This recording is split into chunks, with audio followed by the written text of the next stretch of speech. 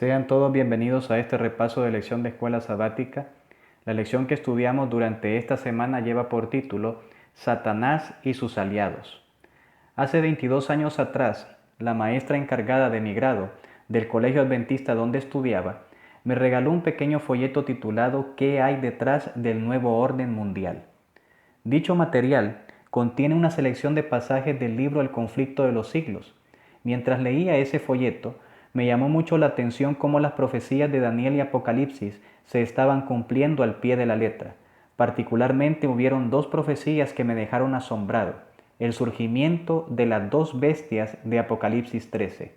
Con tan solo 13 años de edad, y a pesar que aún no había aceptado el mensaje adventista, quedé plenamente convencido sobre la identidad de estos dos poderes en el tiempo del fin. Los argumentos ahí presentados eran tan razonables y con tanta evidencia bíblica e histórica que me parecieron irrebatibles. El capítulo 13 de Apocalipsis describe los instrumentos que Satanás utilizará para hacer guerra contra el remanente final de Dios y así cumplir con el ataque profetizado en Apocalipsis 12:17. Bajo la dirección del diablo, la bestia del mar y la bestia de la tierra se unen en el tiempo del fin para oponerse a las actividades redentoras de Dios y para procurar ganar la lealtad del mundo. En esta lección estudiaremos las características que Juan proporciona en Apocalipsis 13 para identificar a estas bestias en la palestra histórica. Identifiquemos en este momento a la primera de las bestias que aparece en el capítulo 13 de Apocalipsis, la bestia que sube del mar. ¿Quién es esa bestia? En Apocalipsis capítulo 13, versículos 1 al 10, encontramos al menos 7 características que nos ayudarán a identificar a esta bestia. Examinaremos a continuación cada una de ellas. Característica número 1. Esta bestia sube del mar. La primera parte de Apocalipsis capítulo 13, versículo 1 declara lo siguiente: Me paré sobre la arena del mar y vi subir del mar una bestia. ¿Qué representa el mar? La respuesta a esta pregunta la encontramos en Apocalipsis capítulo 17, versículo 15. Me dijo también: las aguas que has visto, donde la ramera se sienta, son pueblos, muchedumbres, naciones y lenguas. El mar simboliza los lugares ampliamente poblados de Europa de los que surgió esta bestia después de la caída del Imperio Romano. Característica número 2. Tiene 7 cabezas y 10 cuernos. La segunda parte del versículo 1 del capítulo 13 de Apocalipsis nos dice lo siguiente: que tenía 7 cabezas y 10 cuernos, y en sus cuernos 10 diademas, y sobre sus cabezas un nombre blasfemo. Las cabezas de una bestia representan reinos. Juan nos dice en Apocalipsis 17, 9 y 10 que las 7 cabezas son 7 reyes.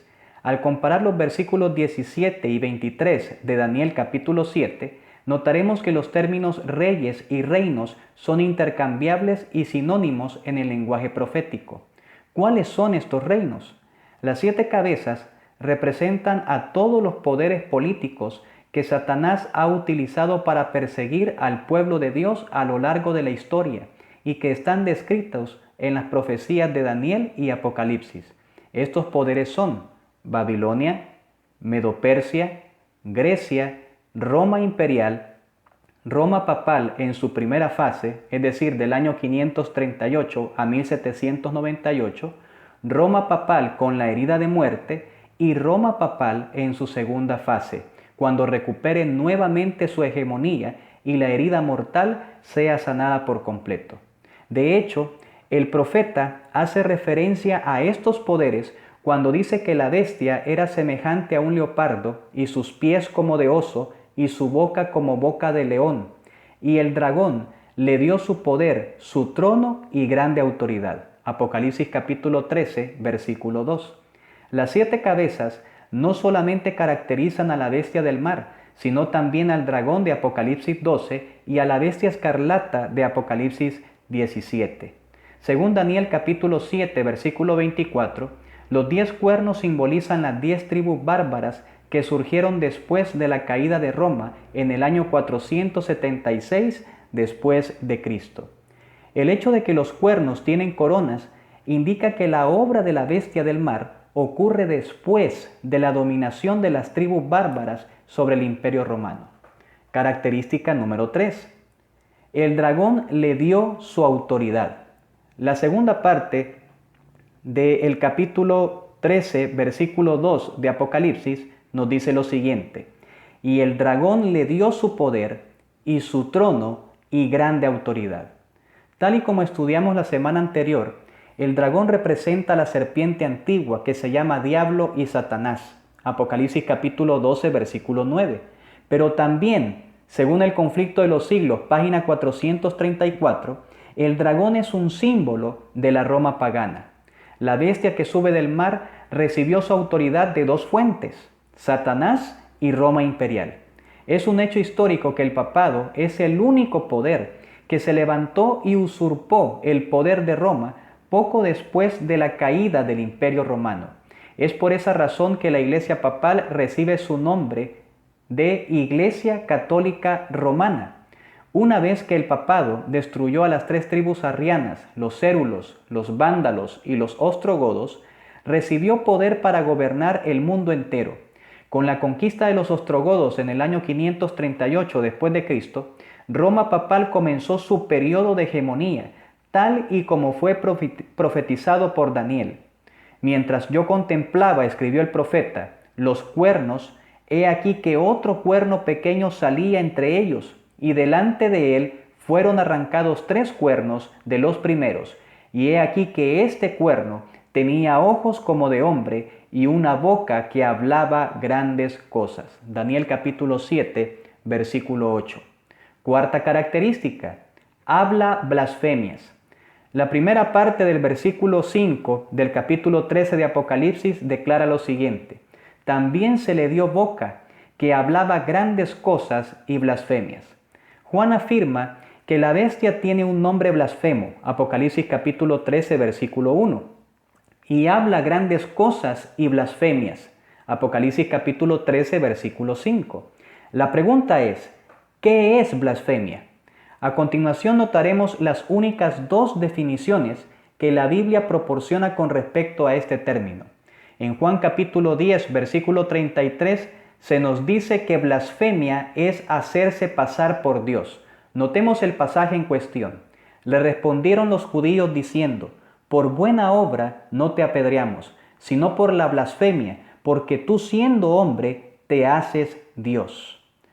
Otra definición que se da de blasfemia en la Biblia es la facultad o la prerrogativa de perdonar pecados. Esto lo encontramos en Marcos capítulo 2, versículo 7. El pasaje declara: ¿por qué habla éste así? Blasfemias dice: ¿quién puede perdonar pecados sino solo Dios? ¿Qué poder religioso ha declarado abiertamente que ocupa el lugar de Dios en la tierra y que tiene el poder de perdonar pecados? La respuesta es más que obvia. El papado es el único poder religioso que se ha adjudicado ambas prerrogativas. A continuación compartiré contigo algunas declaraciones históricas que algunos papas y la misma Iglesia Católica han hecho en relación a este asunto. Por ejemplo, el Papa León XIII escribió lo siguiente en una encíclica del 20 de junio de 1844. Nosotros, declaró él, ocupamos en esta tierra el lugar del Dios Todopoderoso. En la revista de El Nacional Católico de el julio de 1895 se dijo lo siguiente: el Papa no es solamente el representante de Jesucristo, sino que Él es el propio Jesucristo escondido bajo un velo de carne. Y Lucius Ferraris, en la pronta Biblioteca Canónica, volumen 5, página 438 y 442, declaró lo siguiente: el Papa es tan exaltado y tiene tanta dignidad que no es solamente un hombre, pero como si fuese Dios y el vicario de Dios. Por lo tanto, el Papa está coronado con una corona triple, como Rey del cielo y de la tierra y de las regiones más bajas. Así que si fuera posible que los ángeles erraran en la fe, o pudieran pensar contrario a la fe pueden ser juzgados y excomulgados por el Papa. El Papa es como si fuera Dios en la tierra, solo soberano de los fieles de Cristo, supremo Rey de Reyes, teniendo la plenitud del poder, a quien le ha sido confiado por el Dios omnipotente la dirección no solo del reino terrenal, sino también del reino celestial. El Papa puede modificar la ley divina, porque su poder no es el de un hombre, sino que es el poder de Dios. Me llama mucho la atención que esta cita hace referencia al Papa como el vicario de Dios.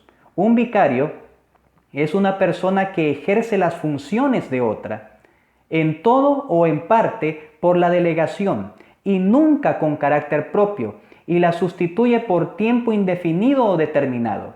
Esto significa que el Papa, en calidad de vicario de Dios, puede perdonar pecados, pues un vicario ejerce las funciones de aquel a quien representa. Característica número 5. Ejerce autoridad durante 42 meses. La segunda parte del versículo 5 de Apocalipsis 13 declara lo siguiente: y se le dio autoridad para actuar 42 meses. Para saber a cuántos días equivalen los 42 meses mencionados en este pasaje, debemos determinar la duración de un mes bíblico. ¿Cómo determinamos la duración de esta medida de tiempo? Hay dos incidentes que nos ayudarán a contestar esta interrogante. El primero de ellos es el diluvio. Las Escrituras nos indican que entre el inicio del diluvio, en el día 17 del segundo mes, Génesis capítulo 7, versículo 11, y el retiro de las aguas sobre la faz de la tierra, en el día 17 del séptimo mes, Génesis 8:3, existió un periodo de 150 días. Esto lo encontramos en Génesis capítulo 8, versículo 4. Es importante considerar que desde el día 17 del segundo mes hasta el día 17 del séptimo mes, existe exactamente un lapso de tiempo de 5 meses. Esto indica que los 150 días entre el inicio del diluvio y el retiro de las aguas equivalen a 5 meses. La pregunta en base a esta premisa es la siguiente: ¿cómo determinamos la cantidad de días que tiene un mes bíblico? Para poder contestar esta pregunta tenemos que usar una regla de 3 simple. Si 5 meses tienen 150 días, ¿cuántos días tiene un mes? La respuesta es 30 días. Dividimos 150 días entre 5 y obtendremos un resultado de 30. El segundo incidente que nos ayuda a poder determinar la duración de un mes en la Biblia es el luto que se le guardó a Moisés. La ley mosaica establecía que durante un mes se debía de guardar luto a una persona. En Deuteronomio capítulo 21, versículo 13 encontramos lo siguiente: y se quitará el vestido de su cautiverio, y se quedará en tu casa, y llorará a su padre y a su madre un mes entero, y después podrás llegarte a ella, y tú serás su marido, y ella será tu mujer. Cuando Moisés muere, el pueblo guardó luto durante 30 días. Esto lo encontramos en Deuteronomio capítulo 34, versículo 8. El pasaje en cuestión nos dice lo siguiente: y lloraron los hijos de Israel a Moisés en los campos de Moab 30 días, y así se cumplieron los días del lloro y del luto de Moisés. Al extrapolar ambos pasajes, notaremos que un mes bíblico tiene 30 días. Teniendo como referencia esta equivalencia de que un mes tiene 30 días, deducimos que los 42 meses de autoridad de la bestia equivalen a 1260 días. Esta cantidad se obtiene al multiplicar 42 por 30 días, los cuales, proféticamente hablando, son 1260 años de acuerdo al principio de día por año, el cual está establecido en Ezequiel capítulo 4, versículo 6 y Números capítulo 14, versículo 34. Elena de White, en relación a los 42 meses, escribió lo siguiente en el libro El conflicto de los siglos, páginas 434 y 435. Los 42 meses son lo mismo que un tiempo y 2 tiempos y la mitad de un tiempo. 3 años y medio o 1260 días de Daniel 7. El tiempo durante el cual el poder papal debía oprimir al pueblo de Dios. Este periodo, como fue indicado en capítulos anteriores, empezó con la supremacía del papado en el año 538 después de Cristo y terminó en 1798. Entonces, el papa fue hecho prisionero por el ejército francés. El poder papal recibió su golpe mortal y quedó cumplida la predicción: si alguno lleva en cautiverio, al cautiverio irá. Característica número 6. Hace guerra en contra de los santos. La primera parte del versículo 7 de Apocalipsis 13 declara lo siguiente: y se le permitió hacer guerra contra los santos y vencerlos. En las inquisiciones, que duraron varios siglos durante los 1260 años de supremacía en Europa, el papado persiguió, torturó y asesinó a más de 50 millones de cristianos que no creyeron en sus dogmas y que no se sometieron a la autoridad del Papa. El historiador John Dowling escribió lo siguiente en el libro La historia del romanismo, páginas 541 y 542. Desde el nacimiento del papado en el año 606 hasta la actualidad, es estimado por cuidadosos y creíbles historiadores que 50 millones de la familia humana han sido masacrados por los perseguidores papales, por el crimen de herejía, en un promedio de más de 50.000 asesinatos religiosos por cada año de existencia del papado. Esa es una tremenda declaración. Séptima característica: recibe una herida de muerte que será sanada. Apocalipsis capítulo 13, versículo 3 declara lo siguiente: vi una de sus cabezas como herida de muerte, pero su herida mortal fue sanada y se maravilló toda la tierra en pos de la bestia. Fue el 15 de febrero de 1798 cuando el general francés Berthier penetró en la ciudad de Roma y se llevó preso al Papa Pío VI, quien poco después murió en el exilio. El poder político le fue retirado al Papa, tal y como la profecía lo registraba. Fue en ese momento cuando se cumplieron las siguientes palabras del profeta: si alguno lleva en cautividad, va en cautividad. Si alguno mata a espada debe ser muerto. Aquí está la paciencia y la fe de los santos. Apocalipsis capítulo 13, versículo 10.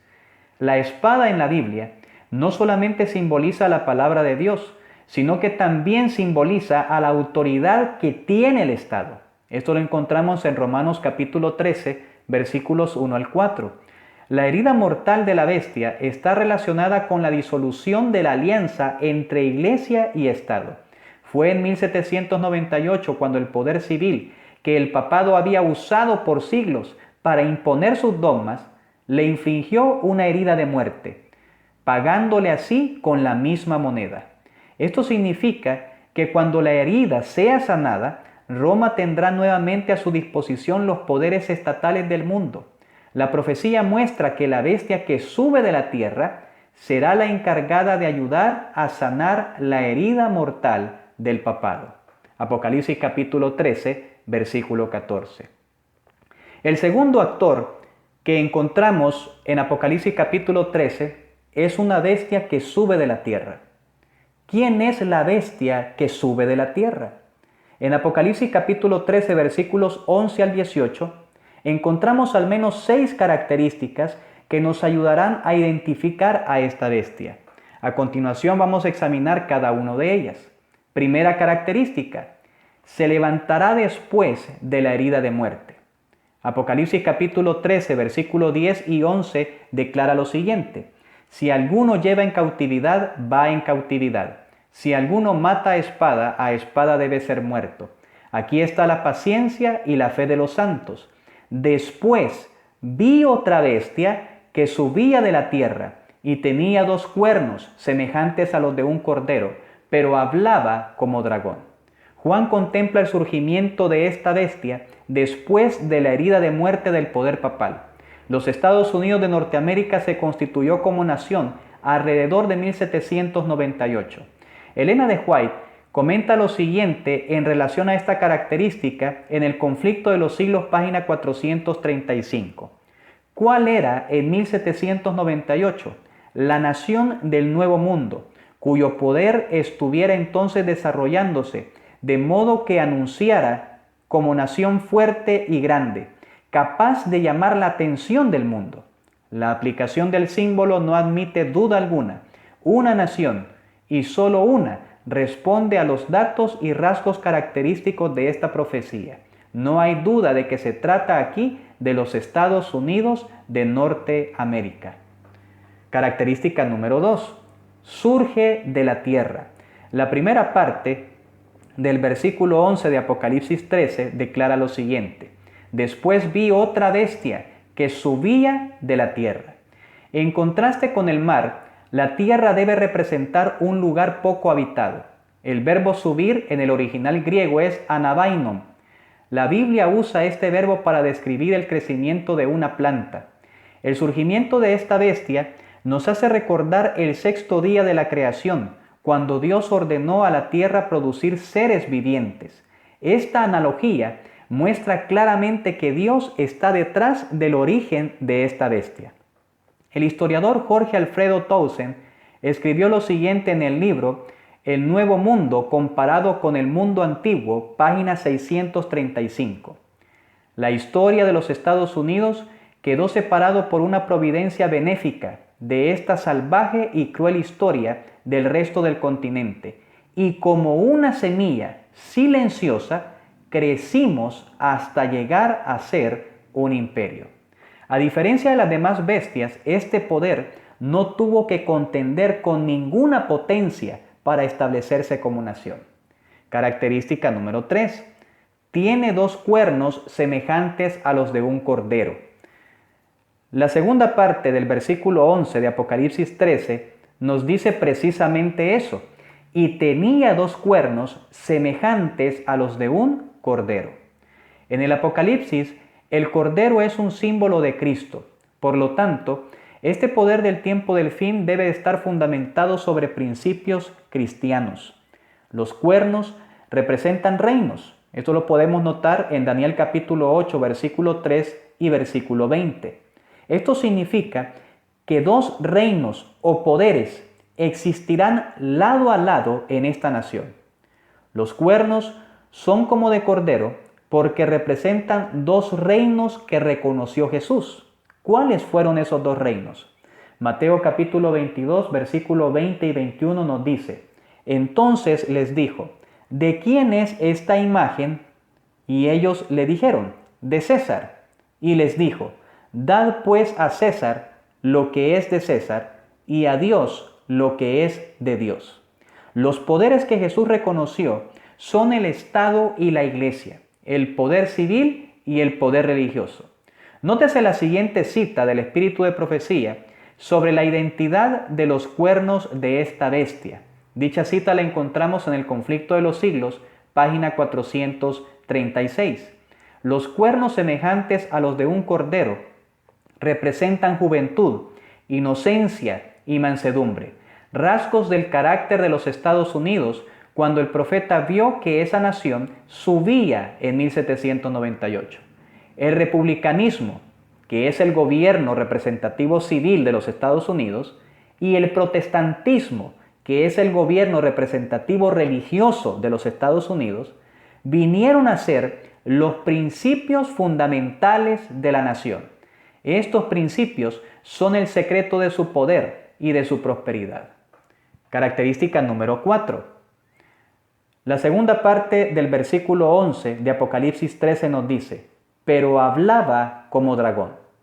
Esto sugiere que en un futuro esta bestia va a repudiar los principios civiles y religiosos que tanto ha defendido y a la vez va a destruir la separación que existe entre ellos, formando así una amalgama entre iglesia y Estado. Característica número 5. Coexiste con la bestia que sube del mar. Apocalipsis 13:12 nos dice, y ejerce toda la autoridad de la primera bestia en presencia de ella, y hace que la tierra y los moradores de ella adoren a la primera bestia cuya herida mortal fue sanada. En vez de pelear contra la bestia del mar, la bestia de la tierra se une con ella y le ayuda a recuperar el poder que perdió cuando recibió la herida mortal. La profecía nos muestra que lejos de disputar el poder, ambas bestias estarán aliadas en el tiempo del fin. Característica número 6. Es una superpotencia mundial. Esta nación debe tener una influencia notoria en el mundo. De lo contrario, no podría hacer que la tierra y los moradores de ella adoren a la primera bestia. Apocalipsis 13:12. También debe ser una nación que controle la economía mundial. Si no fuese imposible que esta bestia impusiera la marca de la primera bestia, fuese imposible que esta marca fuese dada a todos, pequeños, grandes y ricos, pobres, libres y esclavos. Apocalipsis 13, versículos 16 y 17.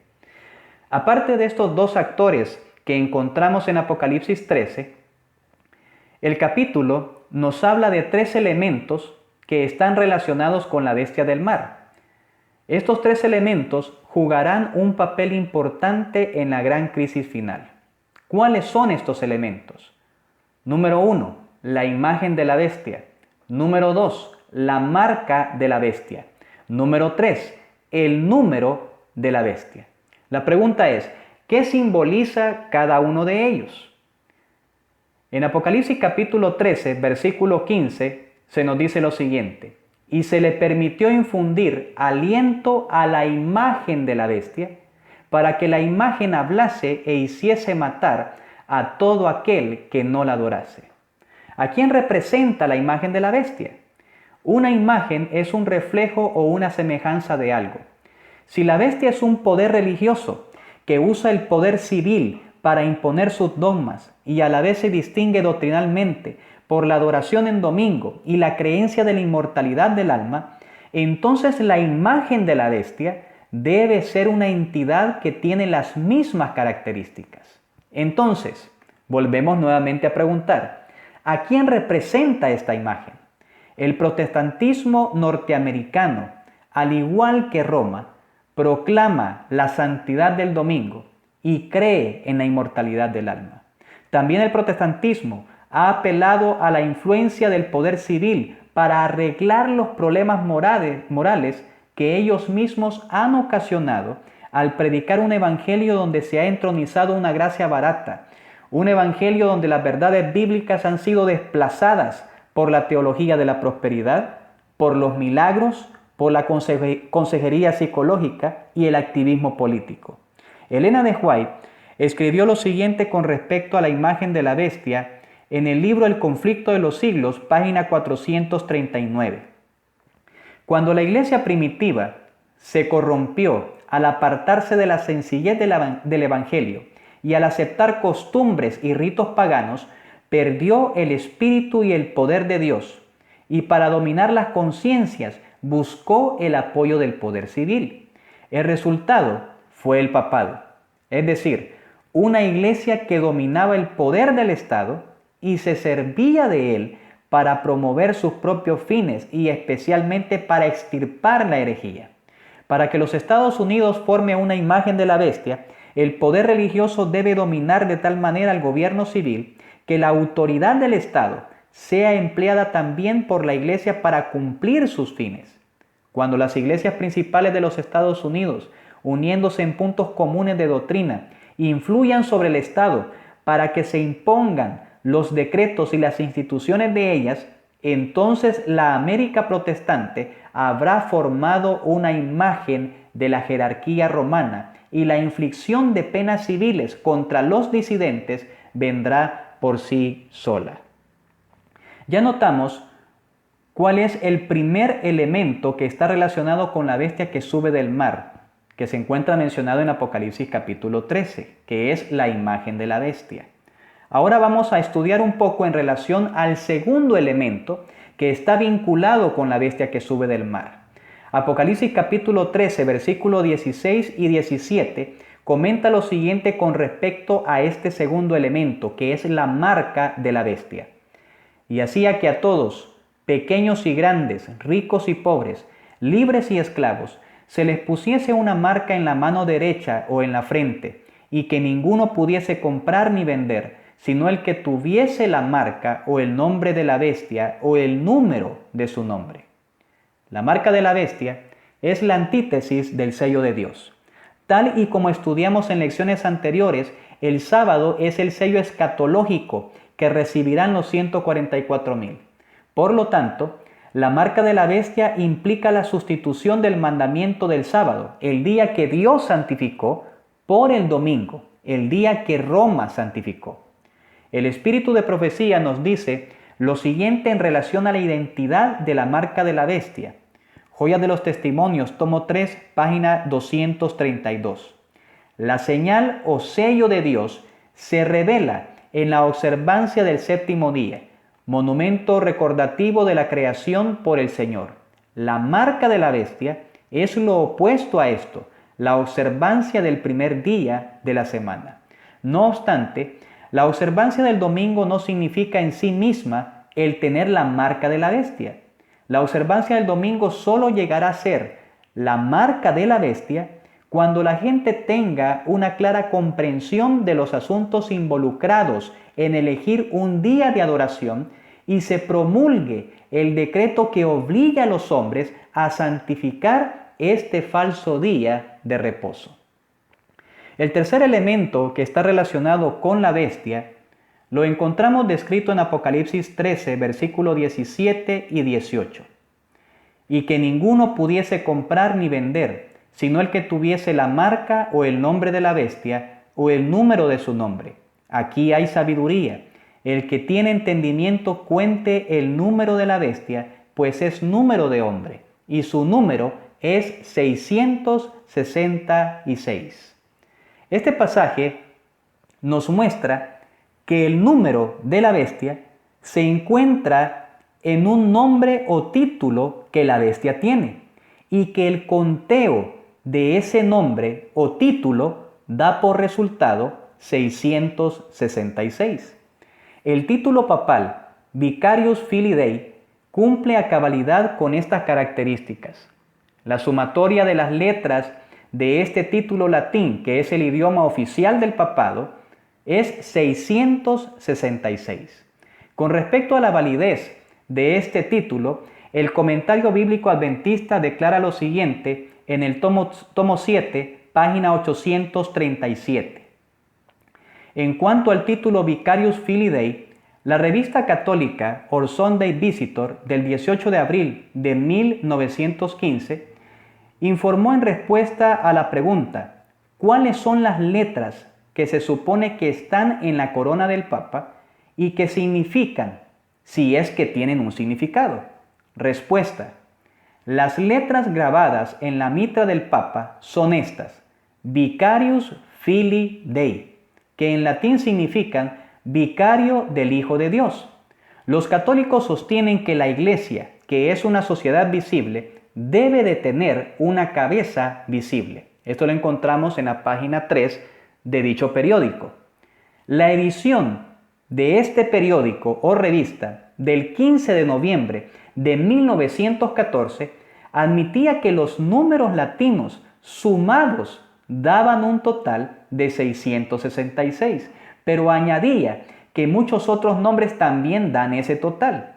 En el número del 3 de agosto de 1941, en la página 7, nuevamente se trató el tema de Vicarius Filii Dei y se afirmó que ese título no está escrito en la tiara del Papa. La tiara, se afirmaba, no lleva inscripción alguna. La Enciclopedia Católica distingue entre tiara y mitra.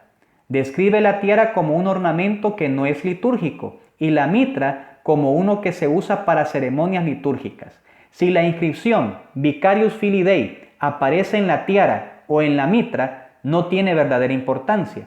Se admite que el título se aplica al Papa y eso es suficiente para los propósitos de esta profecía. Apocalipsis capítulo 13 nos muestra cómo el diablo usará todo lo que está a su alcance para destruir al pueblo de Dios. La guerra de Satanás en contra del remanente será dura. Sin embargo, debemos de recordar que Cristo estará con sus hijos fieles para defenderlos y para sustentarlos en el tiempo de la prueba. En el umbral del tiempo del fin tendremos que experimentar una crisis de conciencia, como la de los 3 jóvenes hebreos en la llanura de Dura, o la de Daniel cuando tuvo que enfrentarse ante el edicto real. La profecía nos indica que el centro de esa crisis será el mandamiento del sábado. Es menester entonces que hoy, que estamos en tiempo de paz, empecemos con la ayuda de Dios a forjar una fe capaz de soportar el cansancio, la demora y el hambre. Una fe que no desmaye a pesar de las pruebas más duras. Ya es tiempo que dejemos de vivir un adventismo de apariencia. Necesitamos vivir lo que creemos. Pasar del conocimiento teórico al conocimiento vivencial. Necesitamos que la gracia de Dios, la plenitud del poder de su Espíritu Santo, pueda investirnos para obtener calor de la frialdad de los demás, valor de su cobardía y lealtad de su traición. Que el Señor nos ayude a mantenernos firmes cuando lo más recio de la crisis estalle.